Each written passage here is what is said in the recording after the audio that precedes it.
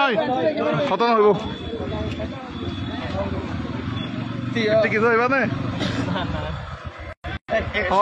সামান্য কিছু এলাকাবাসী পরে যাচ্ছে বা গিয়া হইছ আইয়া জাম না কইছো আরে কই কাইয়া জাম না তোরে দগই না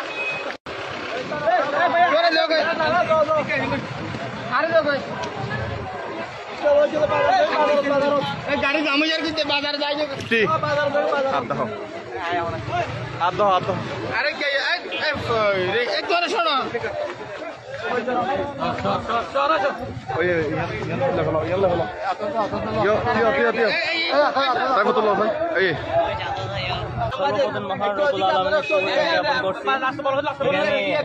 আমরা দেশকে কিছু একটা দিতে পারছি, এই জন্য আলহামদুলিল্লাহ অনেক বেশি ভালো লাগতেছে। আমরা যখন বাংলাদেশ থেকে নেপালের উদ্দেশ্যে গিয়েছিলাম তখন আমাদের একটা কমিটমেন্ট ছিল, ইনশাল্লাহ বাংলাদেশের অবস্থা যখন খারাপ ছিল আমরা তখন সবাই টিমের প্রত্যেকটা টিমমেট আমরা বলছিলাম কি একটা কমিটমেন্ট করছি ইনশাল্লাহ আমরা এবার বাংলাদেশকে কিছু একটা দিব।